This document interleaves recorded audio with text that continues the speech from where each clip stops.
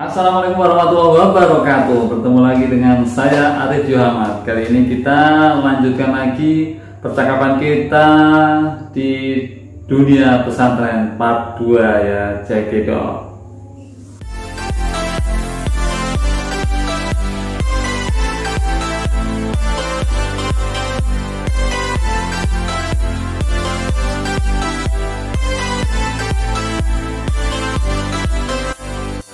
Oke, terima kasih sahabat Yoha yang telah stay cool di channel ini. Nah, kalau tadi kita sudah di part 1 sampai 5, apa sih tips agar anak mau masuk pesantren atau mau mondok ya?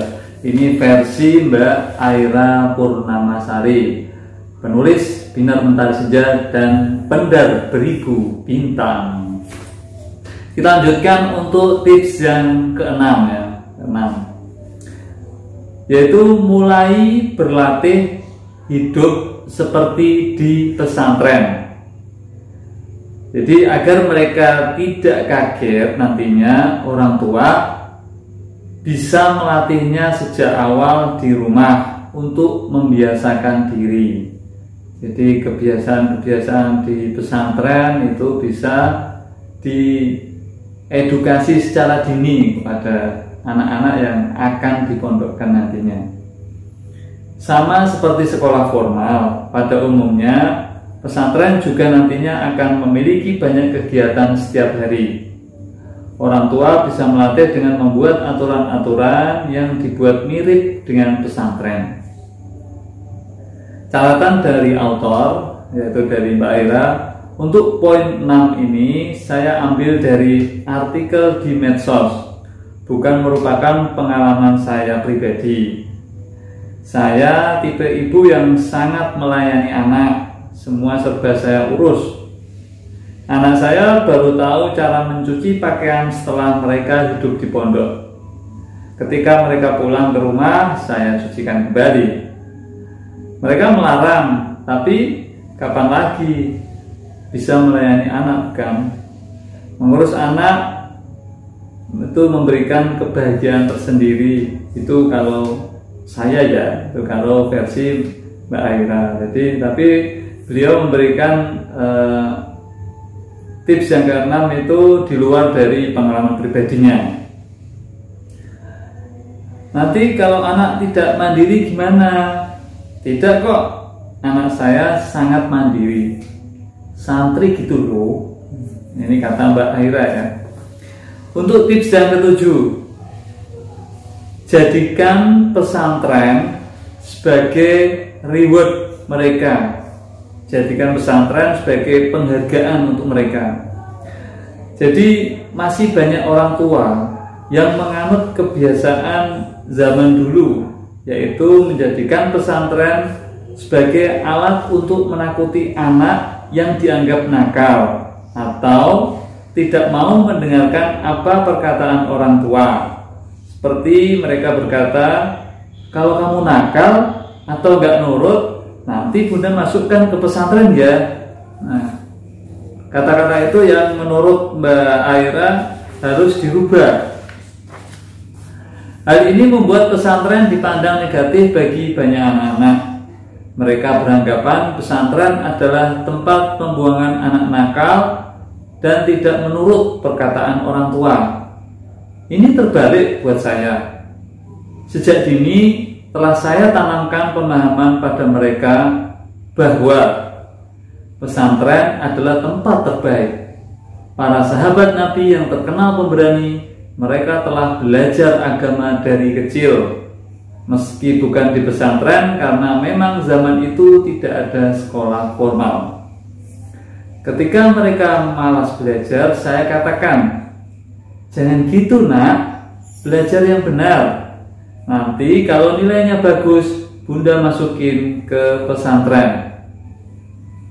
Maka lambat laun mereka akan menganggap masuk ke pesantren itu adalah hadiah atas prestasi mereka sendiri.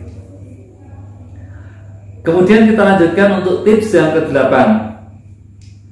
Mengajak anak menonton seputar kegiatan pesantren. Nah, ini kalau Mbak Aira saat ini hampir semua pesantren khususnya yang bermazhab Gontor ini, putra-putranya Mbak Aira ya, memiliki YouTube channel sendiri untuk mengunggah berbagai kegiatan yang biasa dilakukan para santri setiap harinya. Beberapa juga ada channel pesantren-pesantren lain yang mungkin bisa dilihat oleh sahabat-sahabat Yuhamat yang mau mondokkan anaknya. Monggo itu bisa menjadi referensi untuk memilih pondok yang terbaik untuk putra-putrinya semuanya. Dari adanya unggahan berbagai pesantren itu bisa menjadikan gambaran agar anak mengetahui bagaimana sih gambaran para santri dalam menimba ilmu di dalam pesantren. Jadi tidak hanya bayangan tok, tapi tidak punya visualisasi. Jadi ketika kita melihat beberapa video yang diunggah oleh pondok-pondok pesantren yang sudah punya channel YouTube, bisa dijadikan referensi untuk memperlihatkan ini loh penghidupan di pesantren kayak gini. Nah, jadi anak itu tidak buta oplong-oplong ya, jadi tidak buta, tapi mereka punya pandangan bagaimana kondisi di pesantren, visualisasinya mereka tahu gitu ya. Kemudian tips yang ke-9 ya, 9. Kenali hobi anak. Santri seringkali diidentikan dengan kegiatan mengaji dan belajar saja. Hal itu 100% salah.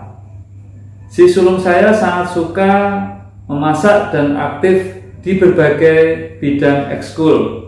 Hobinya tersebut tersalurkan ketika masuk pesantren. Nah, ini putranya Mbak Aira yang sulung itu, Bang Leksi itu ternyata suka memasak juga. Ini katanya Bang Leksi, dia mengatakan sudah tepat benar sekolah yang Bunda pilihkan untuk saya. Orang tua bisa mencari info di pesantren yang akan dipilih ada kegiatan ekstrakurikuler yang berhubungan dengan hobinya tersebut atau tidak. Contoh dari Mbak Aira, dia mengambil pondok pesantren Gontor. Puluhan kegiatan ekstrakurikuler tersedia tergantung dari minat santri tersebut. Jika tersedia, ini bisa menjadi pintu masuk yang baik untuk membangun semangat anak dalam bersekolah di pesantren. Sebab tidak melulu belajar seputar agama. Pesantren juga menyediakan pendidikan formal layaknya siswa lain yang dilengkapi dengan berbagai ekstrakurikuler. Jadi ini untuk tip yang 9. Jadi hobi anak itu bisa memancing juga anak itu tertarik untuk masuk ke pesantren. Jadi kita harus memang mempelajari pondok pesantren yang akan kita tuju untuk anak kita, ekstrakurikulernya apa, kegiatannya apa aja, sehingga kita juga bisa menarik minat anak ke sana. Kemudian tips yang ke-10 versi Mbak Aira tadi ya, mengikutkan anak dalam program persiapan masuk pesantren, istilahnya les terlebih dahulu. Dengan begitu, anak akan lebih siap dan mengetahui gambaran lebih jelas bagaimana nantinya ia dalam menimba ilmu di pesantren. Jadi mungkin untuk sahabat-sahabat Yuhamat yang putra-putrinya sekolahnya di umum, itu kan mungkin belum terlalu dalam mungkin baca tulis Al-Quran atau nahwu shorof atau apa. Nah, itu bisa dileskan dulu privat sebelum masuk ke pondok, sehingga ketika masuk ke pondok sudah mempunyai bekal yang cukup. Kemudian yang ke-11 ini adalah juga sangat penting, yaitu ikhlas dan doakan anak setiap hari. Nah, ini tantangan bagi para orang tua yang telah memasukkan anaknya ke dalam pondok pesantren. Tidak mudah untuk mengikhlaskan anak berpisah dengan anak gitu ya. Doa orang tua, terutama ibu, itu bisa menembus langit loh. Sering-seringlah doakan anak, minta pada Allah agar hati anak dilembutkan dan mau masuk pesantren. Jika Allah berkehendak, nggak ada yang mustahil, bukan? Itu adalah tips nomor 11. Sangat tidak mudah untuk dilakukan. Kemudian ini Mbak Aira juga bercerita, saya pribadi selain mendoakan juga meminta doa dari anak. Saya katakan bahwa doa seorang santri insya Allah lebih mudah terkabul, karena tiap menit waktu mereka diisi dengan ketaatan kepada Allah. Dengan cara ini anak merasa dihargai dan dimuliakan. Itu dia 11 tips agar anak mau bersekolah di pesantren. 9 poin merupakan pengalaman saya pribadi, sedangkan 2 lainnya saya petik dari medsos. Jadi ini dikombinasikan antara pengalaman pribadi Mbak Aira dengan diambil dari medsos. Buat saya, tips di atas hanya berlaku ketika akan memasukkan si sulung ke pesantren. Untuk anak yang nomor 2 dan seterusnya, mereka menjadikan si sulung sebagai teladan dan motivasi. Jadi kalau anak pertama sudah masuk ke pondok pesantren, lancar, nanti adik-adiknya akan mengaca dari kakaknya yang nomor 1 tersebut. Mereka sudah tahu dengan sendirinya kemana akan melangkah setamat SD ya. Jadi ini Mbak Aira setelah SD langsung dimasukkan pesantren.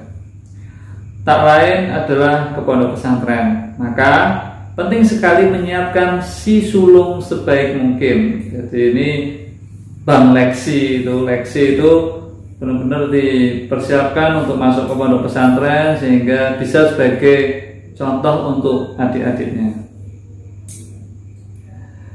Begitu untuk 11 tips yang disampaikan Mbak Aira. Monggo kalau mau digunakan, mana yang baik bisa dicontoh, mana yang kurang pas tidak usah diambil hati. Jadi sebelum ini catatan dari Mbak Aira. Sebelumnya saya jelaskan kembali bahwa postingan ini seputar tips agar si buah hati mau nyantri, bukan tentang plus minus masuk pesantren. Harap dipahami ya. Demikian tips dari Mbak Aira Purnamasari selaku penulis dari Binar Mentari Senja dan Pendar Beribu Bintang. Semoga bermanfaat. #mondok siapa takut. Terima kasih telah bersama saya Arif Muhammad. 2 part ini semoga bermanfaat. Jangan lupa biasa ya, like, komen, dan subscribe channel ini. Terima kasih. Assalamualaikum warahmatullahi wabarakatuh.